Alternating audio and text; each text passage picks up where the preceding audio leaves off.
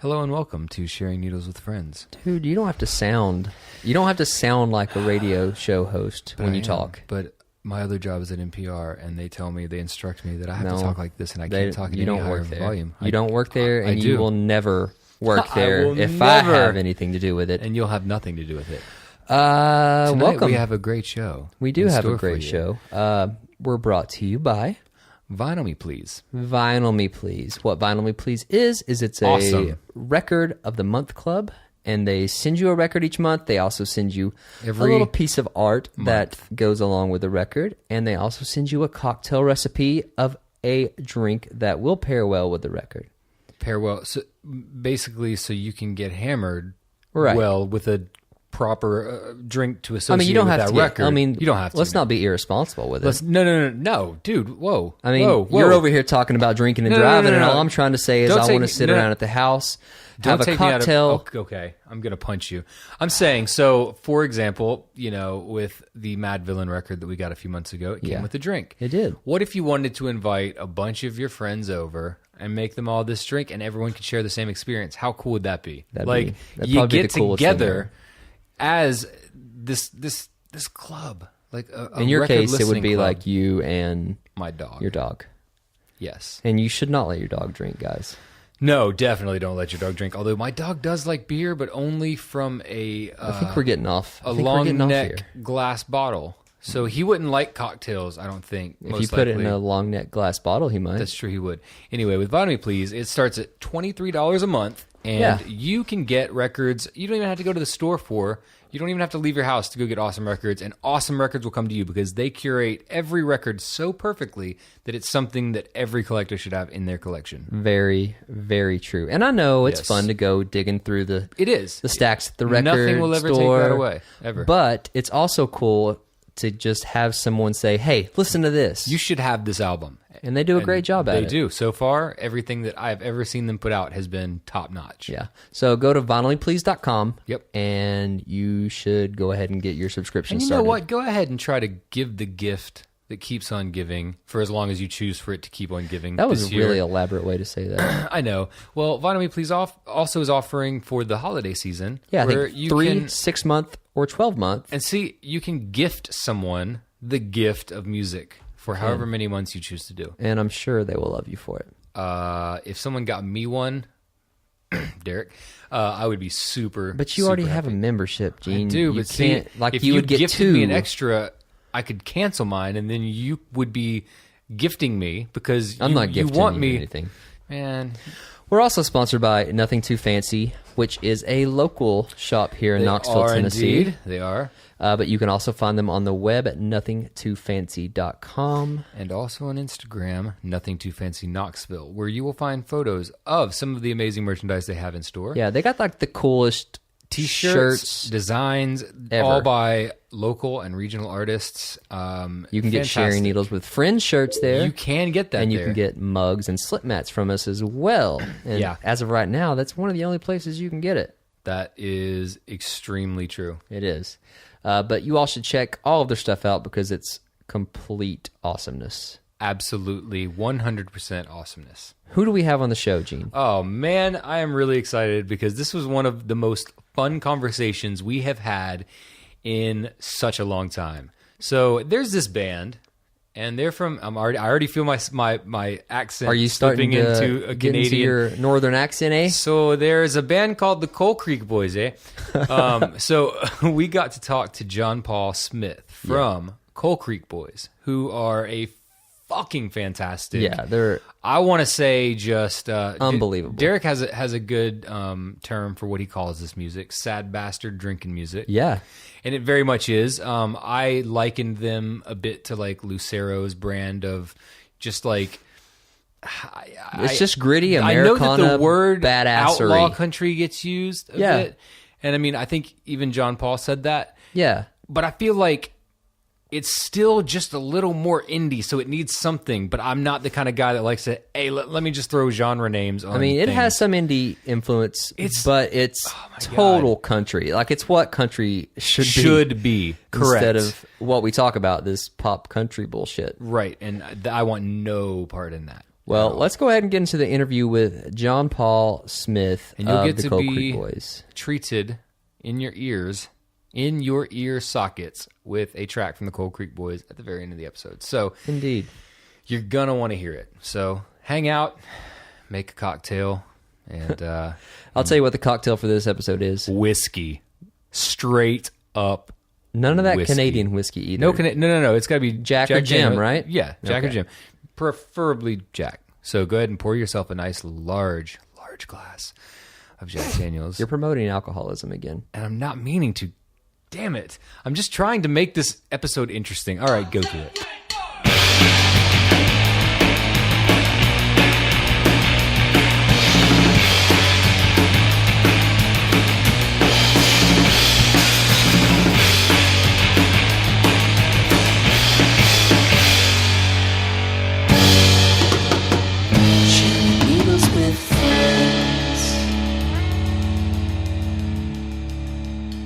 John Paul speaking. Hey, John Paul, this is Derek and Gene over at Sharing Needles with Friends. What's up, dude? How you doing, brother? Oh, Doing good. well. Very, very good. Good. What's, You guys staying out of trouble? oh, well, I'm trying. depends on how you define trouble. Yeah, what is I'm gonna trouble? say fucking bullshit on that. So what are you up to this fine evening? Oh, just got a dobro player coming in to lay down some tracks on our new record. Oh, shit. Nice. And then, yeah. Nice, Then, dude. Everything's a little better with dobro added to it. That's true. yeah. So is this... Yeah, it's a different thing. Usually I do all the guitar work, so. Yeah. So you've got, let's see, you've got a new, is it a 7-inch coming out? Yeah, a 45-inch got released last Friday. Oh, yeah? Yeah, out of Dallas, Texas. Nice. Doing really well. Sweet. Where are you at? Are you in Canada? Yeah, I'm in Alberta. Oh, wow. Okay.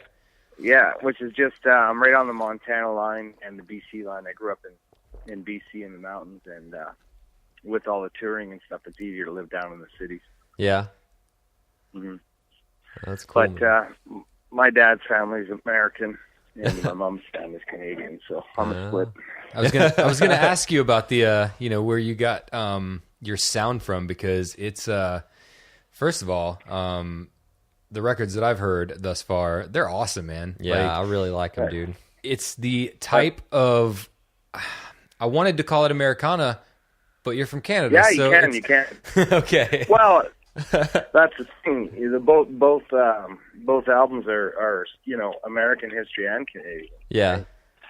And I think for a lot of us Western Canadian people, our roots are really, really American anyways. Yeah. Yeah. It's the East Side are like, hey, fucking E. Like, East Side out here.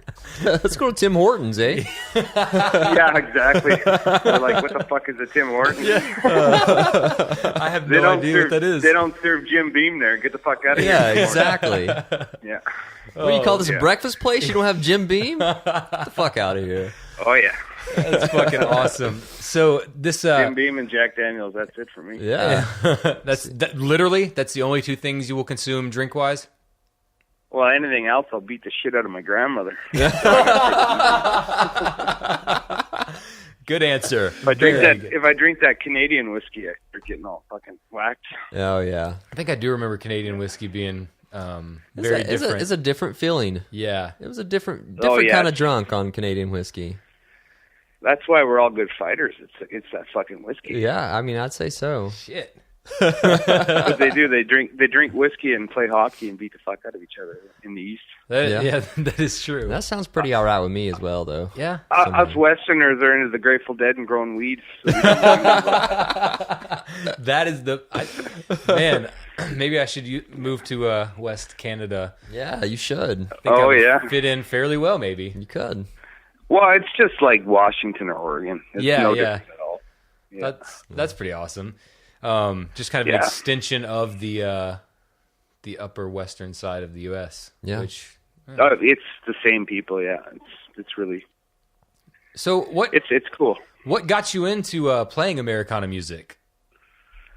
Just Well, I something you grew grew up up with on? it, Yeah, I mean, we were in a pretty popular indie punk sort of band for a long time and touring with a lot of the Canadian bands. And then we were in the studio one day and our engineer deleted the fucking record. Oh. What? And I was just like, oh, fuck this shit. And I got music that I want to try doing. It's like, you know, rootsy country stuff like Steve Earle. And I convinced two of the members of the band to stay on, and then the other guy said, fuck that. And then when we got big, they wanted to come back. Yeah. Like, yeah, I got no problem playing that now. Yeah. Hey, man, if you still want it, I'll play. No. Yeah. No, sorry, man. Yeah. Windows closed. Sorry, bro. Yeah. Man. But it worked out good. Well, see, the sound of your music is something that, you know, we can relate to as well. I mean, we live down south, and you sort of have this same kind of, like, southern roots kind of thing as well, even though that's not the area that you're from in the music. Well, I spent a lot of summers in the South. Did you? Nice. Because my dad's family's from Virginia, and I got uncles in New Orleans and oh man, all over, you know, Louisville, Kentucky, and so I grew up. I think like the only thing my grandfather ever said to me is I was in his 18-wheeler when I was like, I don't know, I reckon around 10 or 12, and I was yapping away like young kids do, and my grandfather leaned over and said, "Boy, didn't your daddy ever tell you not to talk when Johnny Cash was on the radio?" Oh, man, that's incredible. That's one of the best fucking quotes I've ever and heard. And that was it, man. I was hooked. Yeah. This is great. Seriously. Holy shit. So you're in the process of recording a new record right now? Yeah, we're doing one called Out West, actually. Oh, cool. Nice. And, yeah, it's a little more folkier than our Outlaw. We ended up writing two records. We have a full-on, like, go fuck yourself Outlaw country record. Nice. Going to need a parental guidance thing on the cover. But, and then the one I can't let the kids take to school. Right, exactly. Yeah. My daddy says politics fucking suck. Brad Paisley can eat a bag of dick. Yeah. Oh, God, I love hearing... Oh, man, you can talk about that all night long. Yeah, see, I don't... Well, we had to tour with a lot of them pop country bands over the last 2 years. And oh, my God, how did you not go insane? Because I was going to say... Well, they think us Outlaw Boys suck, too. You know, that's the funny thing. Like, really? Say they suck, and they say, yeah, oh, yeah, we were on the road... what's his name? Big fucking guy. We were in Manitoba, which is a really weird province. It's sort of in the middle of the country, and it's a lot like I would say Minnesota. Yeah. You know, and what the hell's his name, man? He's a big country star, Blake Sheldon. Oh yeah, that guy. I've heard that he's not the easiest to work with already. Like as far as attitude, he's got one. Yeah, exactly. Oh man, see, because I would think the pop country people would be like, they would feel like they were part of the Outlaws, even though they're not. Hey, you guys I would are doing see it them, right. like, we're trying to fit in, but yeah, so they hate it. Well, the thing is like when we first started, we were like, yeah, fuck pop country, honestly, and all that stuff, because we don't like it. But then when I started seeing these guys play, they're fucking amazing. Like they really are. Yeah. They're really, really good. So I think they get paid like a lot of money to play what they're playing. Yeah. I think that's what happens, you know. They can definitely fucking play Waylon. I mean, they can definitely play Willie. They can definitely play everything we're playing. And they can do it a lot better, you know, than a lot of people I know. I mean, I have to be honest. Oh, yeah, exactly. But at the same time, they're making a living, and, you know, they are getting to make a living playing music, which is something they love. So even if they don't love the music as much, they're still able to live out, you know. Yeah. They're still doing it. Yeah. They're just playing someone else's songs probably instead of their own. Right, yeah. Yeah. Well, anyways, like, we met a couple of those guys, and they were like, hey, man, we really like your old school stuff. And they said it kind of derogatory. Yeah. Wow. You know, and we're like, well, our old school stuff, I mean, you're talking about old school. Like, yeah. It's what country music really is. Yeah. Oh, you like Steve Earle, do you? You've handed me that's okay to like. Yeah. Steve Earle kick the shit out of all four of you right now. Man, but that's the way it is. That's fascinating. Man, I guess I've never really thought about it because if there's one type of music in this world that I can't listen to, it's pop country. Yeah, me too. And that sucks because I would love to be able to tell people I like country music without them automatically thinking that I'm talking about Yeah, because it's not even country music anymore these days. No. At all. No. The best is hearing my old man go off about it. Yeah. I'll bet, man. You want to hear a bunch of racial derogatory slurs all come out that hang over the Rocky Mountains for 7 years. That's him. Oh man. So what is this new John Paul Smith and the Coal Creek Boys? It's The Longest Winter. Is that the one that just came out of Texas? Yeah, that's why we named it John Paul Smith, because it's a little more folkier than country. So. Yeah. Oh, nice. We didn't want to throw the Coal Creek Boys tag on it, Yeah. and then have people be a little disappointed with the genre style. That makes sense. I mean, it kind of lets you know, hey, it's the same players, but expect a different flavor. Yeah. Maybe. Yeah, exactly. It was the best way we could do it. We thought about it for a long time on the best way to go about that, and that was what Dino, the bass player, came up with. Yeah. So how much of a mindfuck is it to be recording 2 albums right now and having 2 things in the works? It's a lot better that we're not on the road, I'll tell you that. Ah. Because, for the last 3 years, it's been, 500 plus shows. Holy shit, wow. dude. Easy. Yeah. Wow. Like playing big stages and then playing to 3 guys and playing to a bartender telling you to shut the fuck up. Yeah. Yeah. That's life on the Canadian road, because everybody's busy working. They don't give a fuck if you're playing music. Yeah. They just don't give a shit. Man. Yeah. Is that true? Like, really, in Canada in general, is it hard to get people out to shows? Well, they pay you big bucks, but they don't give a shit what you're doing. Oh, weird. Man. Yeah. Seems counterproductive for them to do that. It really does. It is. It really is. And it's, I'm grateful for everything, but Yeah. man, like touring in the States, a town's every 20 minutes. And in Canada, it's like, 3 to 5 hours between cities. And Yeah. Yeah, that's insane. by the time you're there, you're just like, fuck, the last thing I want to do is play right now. Yeah. You got to suck it up and do it anyways. Yeah. I really liked Canada when I was there. I didn't get to see hardly any of it. Just right across the border from Detroit, we were in. We played some shows in Windsor, Ontario. Windsor, yeah. And they wanted to take all of our merchandise and tax us on all of it. They did. They really fucked us at the border, dude. Yeah, that's our experience with Canada. I don't know what it's like being a Canadian coming into America, but going there, they tried to. Oh man, every single CD, every single T-shirt, everything that we had in our merch bins, each individual piece was going to be taxed. Oh, yeah. We finally just told them we're just going to give it away. Yeah, we just said, hey, we're going to give it away, or you can keep it. Yeah. That's what you do, or you get it like ordered in a Canadian store or a U.S. store, so when you show up there. But I think they're starting to take it easy on the laws now. Oh, yeah. I heard. For both sides, Yeah. Because I think Harper and Obama are screwing each other, so they finally did. It doesn't even matter. We're just let fucking it the go. blue-collared men. We're fucking everybody. Let's just give the musicians a break. Yeah. That'd be nice if we got a break for once. Yeah, geez. Finally, after all these years. Man. Yeah. So Well, I think Canada and the U.S. have been working together since after World War II. Yeah. That's for sure. That's true. We don't have a military. We had a huge military, and then after World War II, we focused all of our energy and resources, and you guys bulked up, and now you have 8 bases in Canada. Oh. So obviously, See, I didn't even know that. I didn't either. That's crazy. I'm not. Oh God, yeah. If we had to go to war, we'd be fucking shamming over the one rifle in the airplane.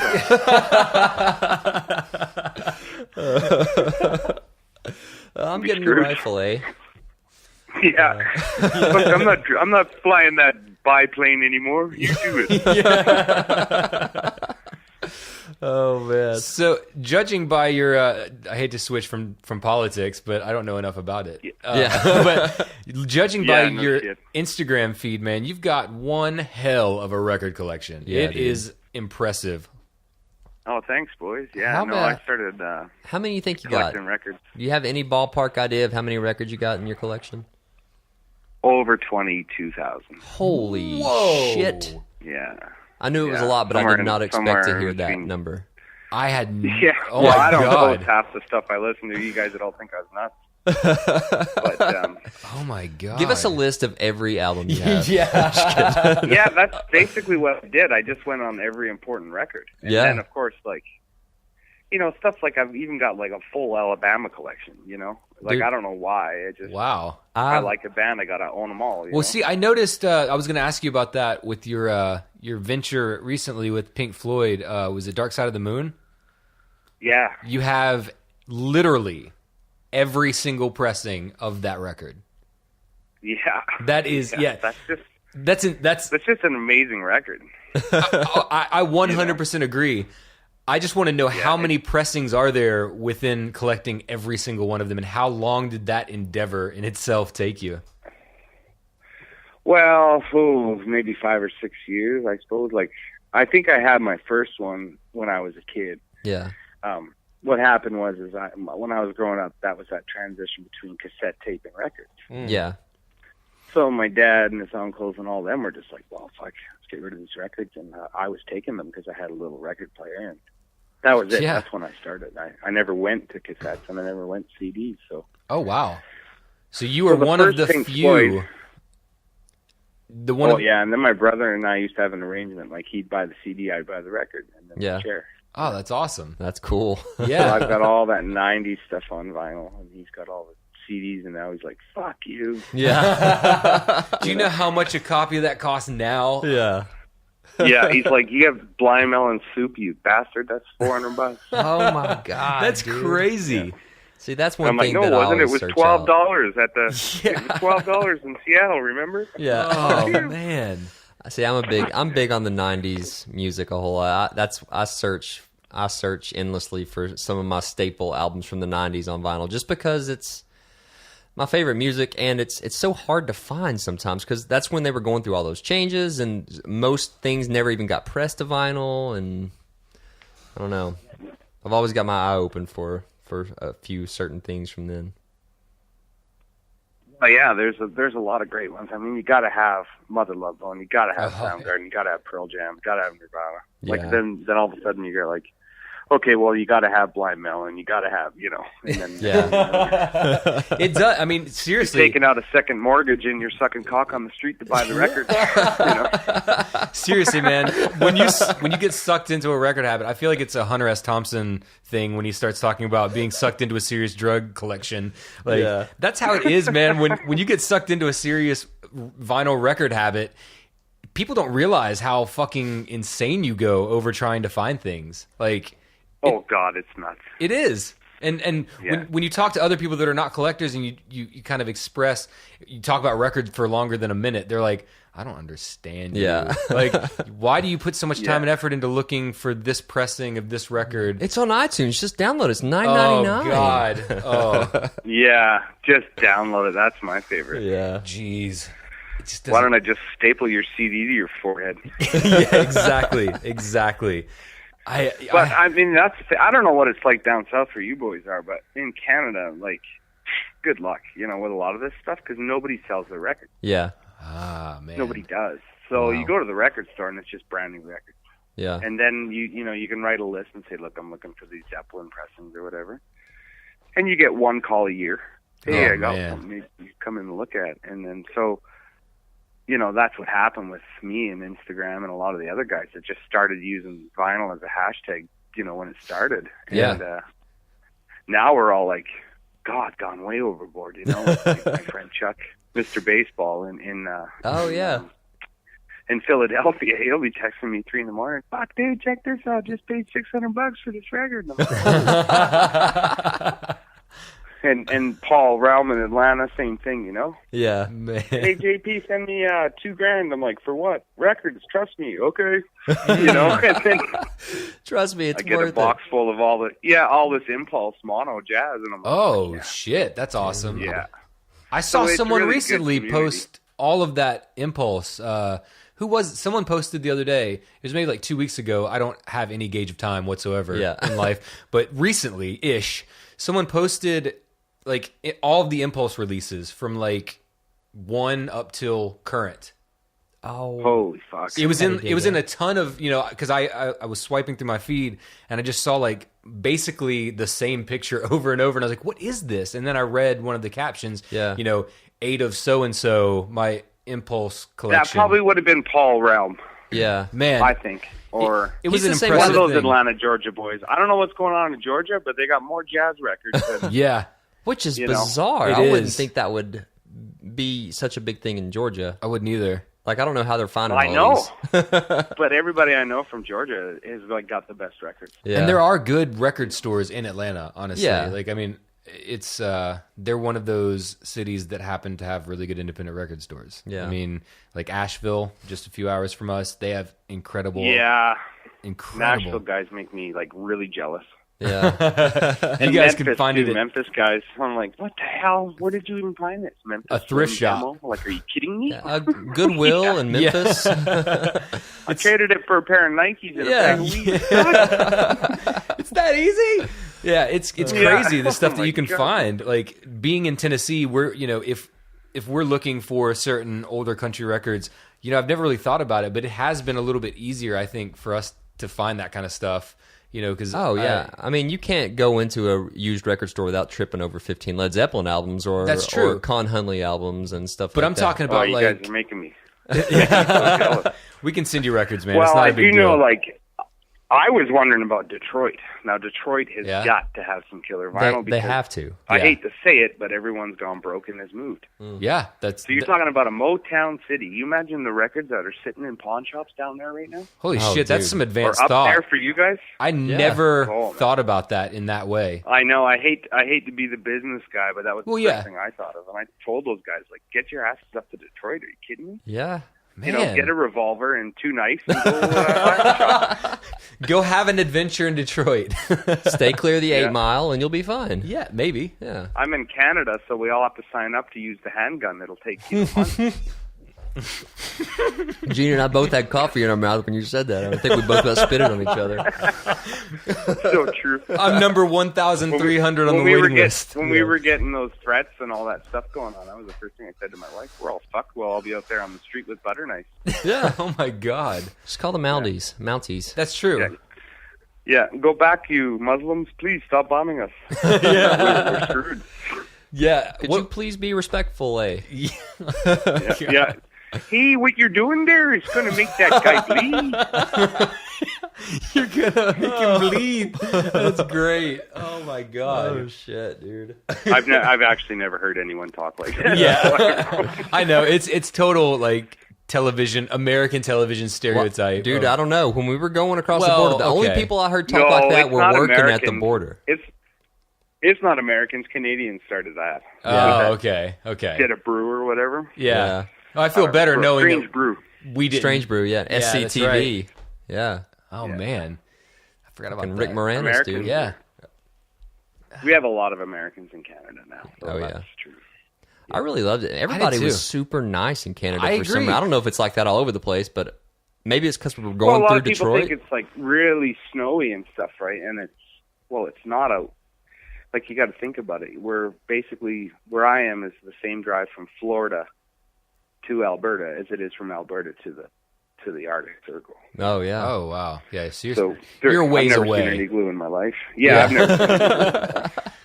man. And I bet. think the 3 guys that live up there don't make them anymore. Oh, that's true. I would imagine when you're down to 3, you've got other things that you need to worry about. Yeah. Like Yeah, fuck the igloo boys. Let's go play hockey. I can't. I got the handgun this week. It's my turn. Yeah, I got the handgun. Let's go down to Ottawa and help that soldier out with the fake gun. oh man. Oh, shit. So since there's obviously not a lot of firearms, what's your system like that you're playing everything through? I saw you post on it a while back too, because someone had asked, I guess, hey, what's your setup? And it looked massive. Yeah, I'm a little bit in with The way things sound. tube amps and such. Yeah, for sure. I run I have a nice Rega table Yeah. that I bought because I like the British flag edition, which is odd for me because I'm not really into redcoats, but I bought the damn thing anyway. And because they didn't have a Canadian or U.S. flag. Exactly. But anyways, I bought it and I just stripped it and then I upgraded it all to, their higher end arms and needles and stuff. Nice.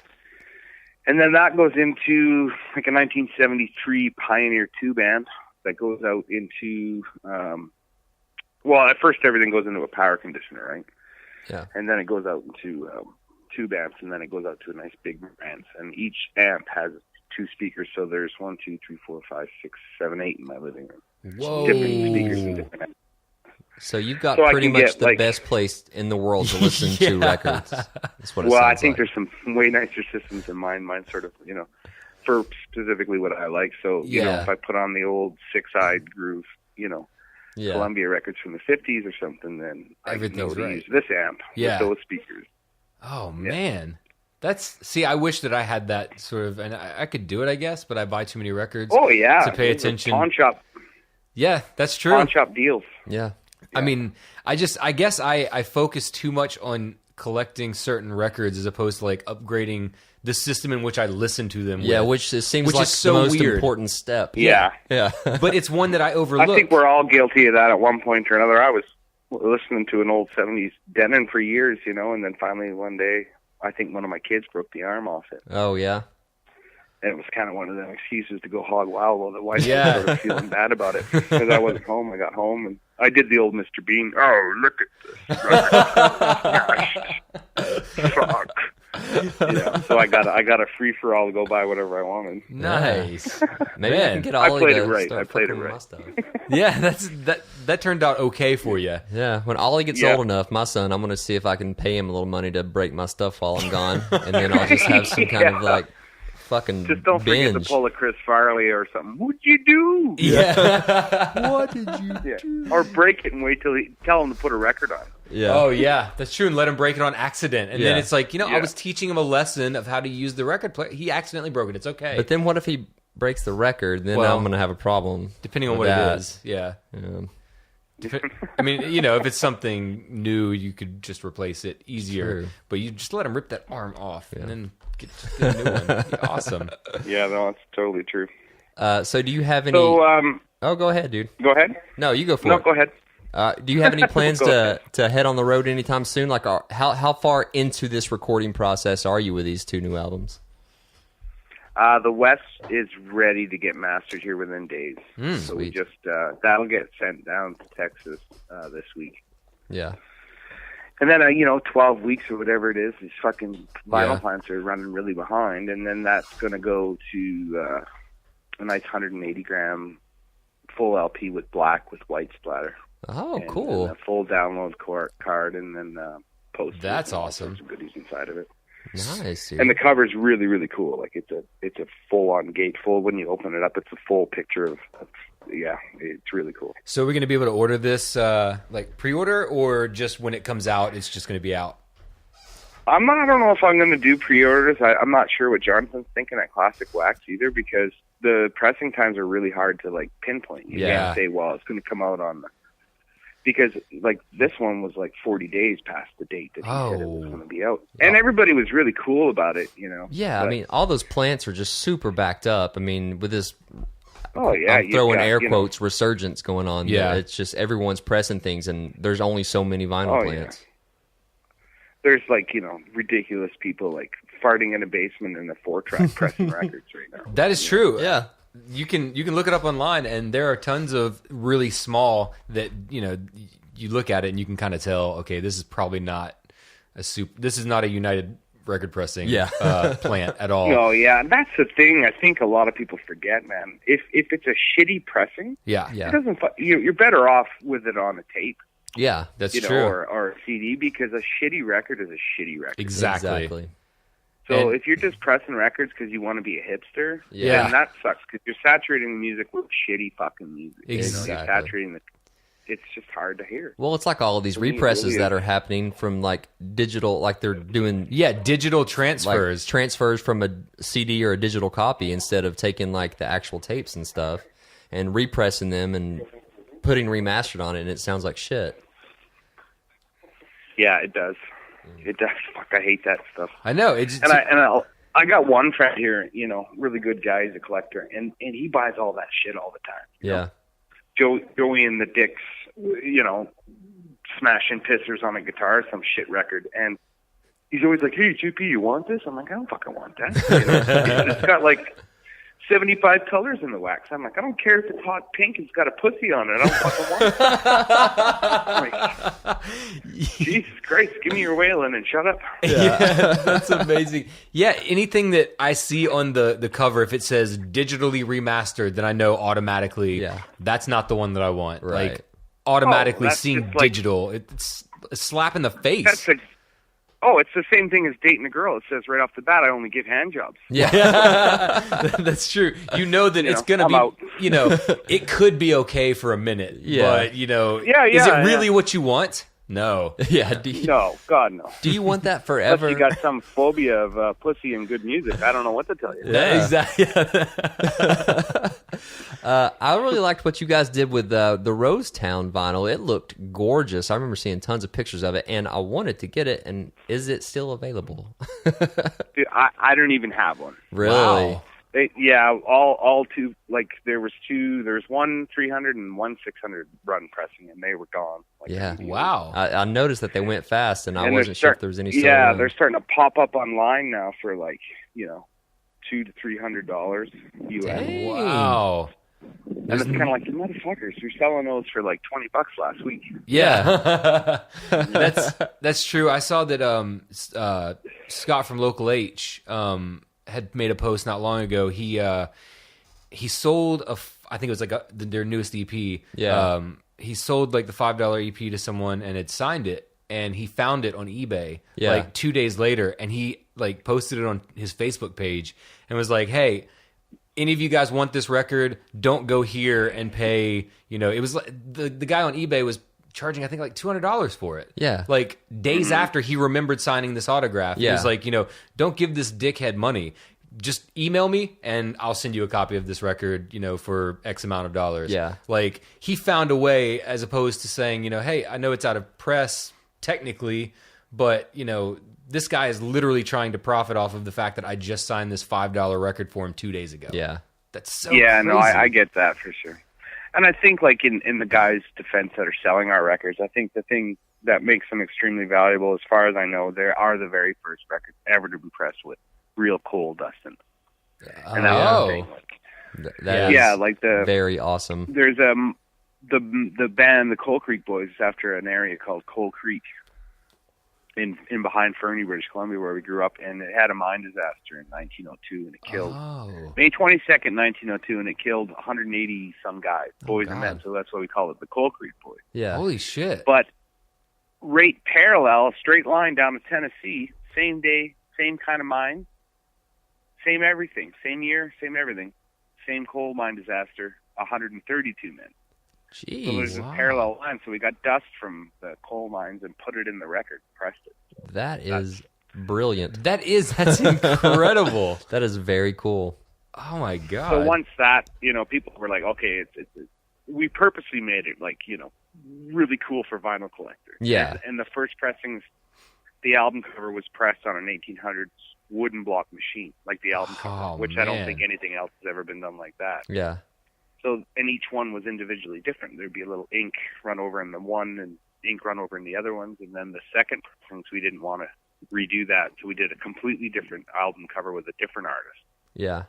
So it wasn't like, it was totally unique. So That's a lot incredible. of people I see. I love it that you put that much Me thought too. and attention into that, because there's a lot of people that you're just like, oh, give me the fucking hot pink and gray splatter with dicks all over it. Yeah. That's the most And limited. they do that, and they're not 180 gram. They're not mastered for vinyl. They're not mastered in analog. They're not recorded in analog. It's just sort of lame. It's like you're missing the whole point. Yeah. And I think about it, and I tell the guys in the band, they're like, Jesus Christ, JP, how much are we spending on this? And I'm like, listen, if I was around when the White Album came out and I bought that with that number on it, Mm-hmm. and I opened it up with all those glossy photographs and all that work, I would have really loved this. Yeah. A lot. So, and that's the thing that got me into vinyl was like the goodies, cool stuff that you get, like the interaction from the band.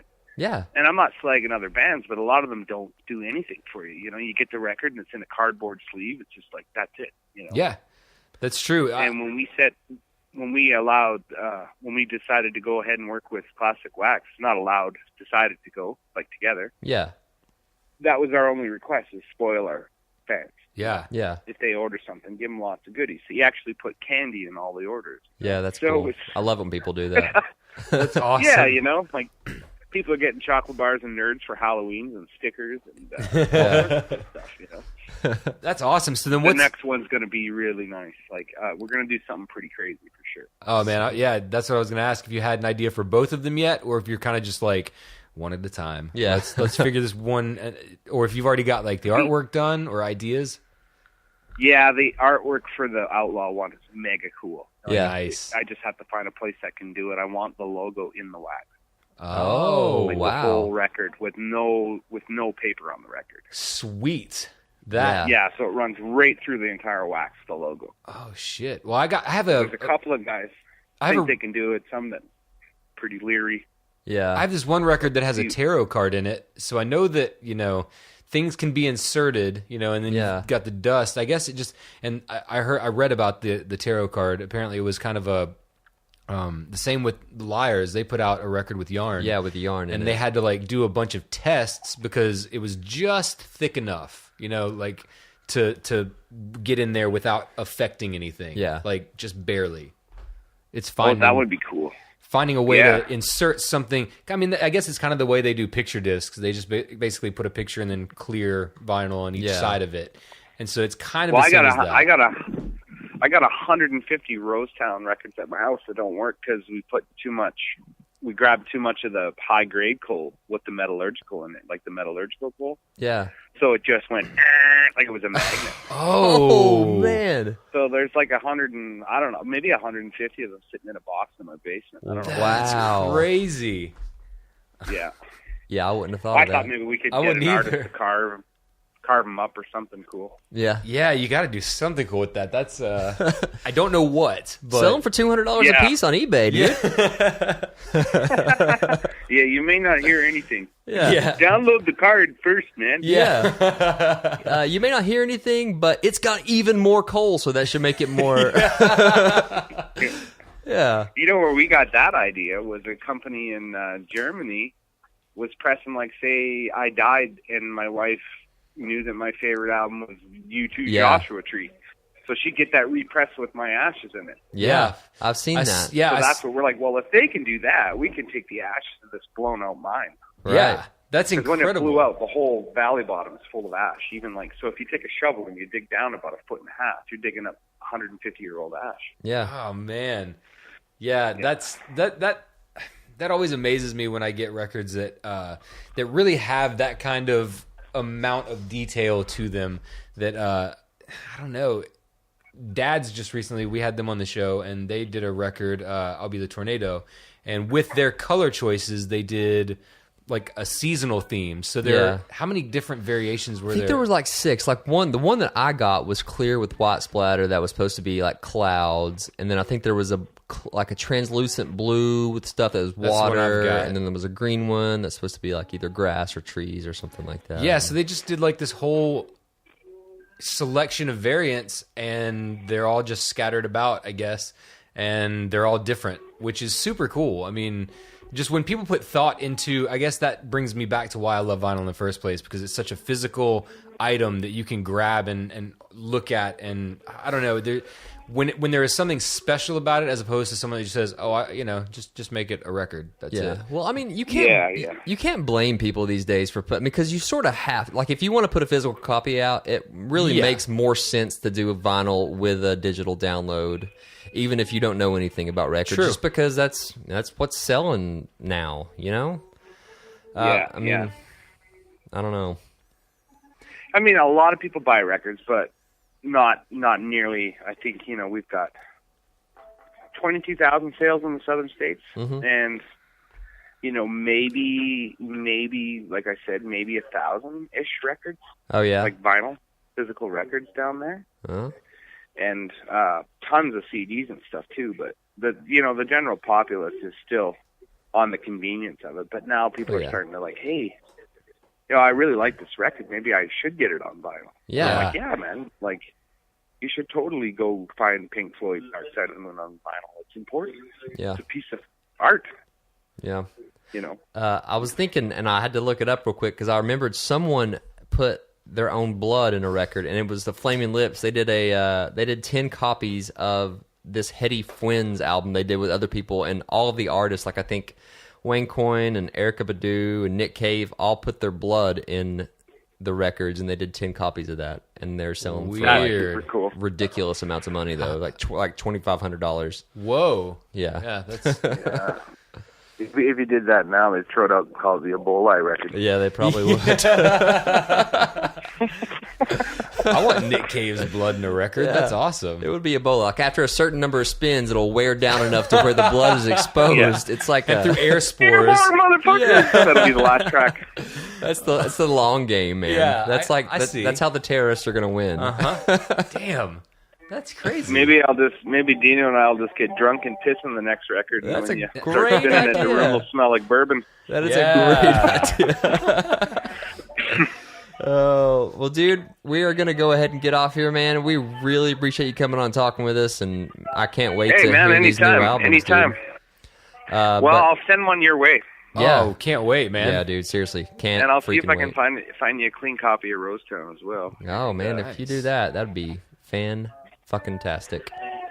Keep on spinning, boys. Yeah, you Will too, do, man. Take it easy, John Paul. Oh, yeah. Okay, man. Talking to you guys. See you, dude. Bye.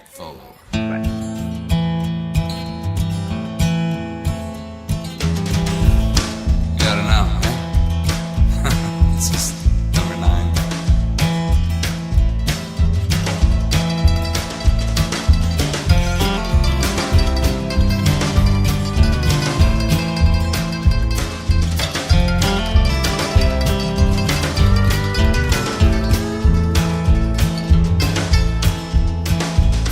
If you're ever driving west, there's a pass you're sure to see. Gravestones and a fallen mountain in the town that used to be.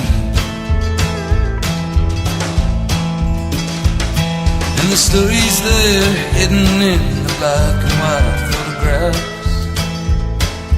Boys that grew the men, the woman who buried them.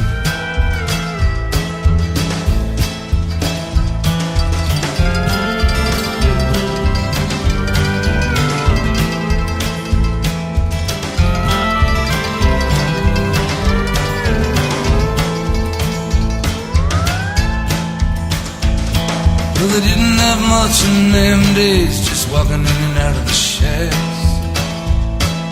spending credit at a company store, paid less and took even more.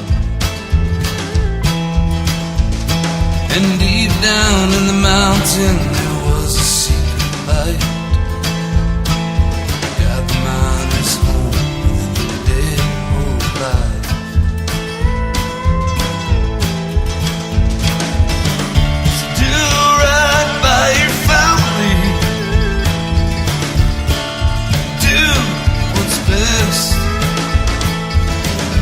Pack your bags and head up to the Pittsburgh of the West.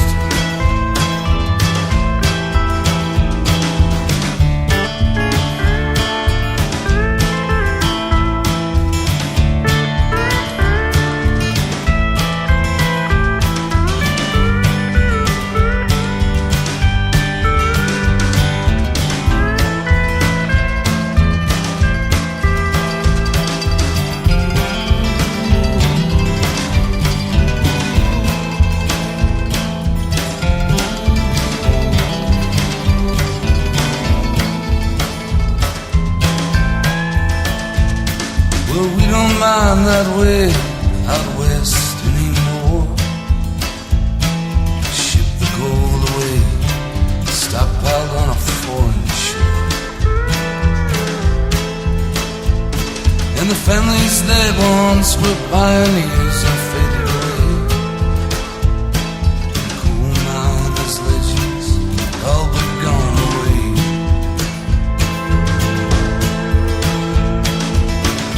Do right by your family. Do what's best. Pack your bags head out.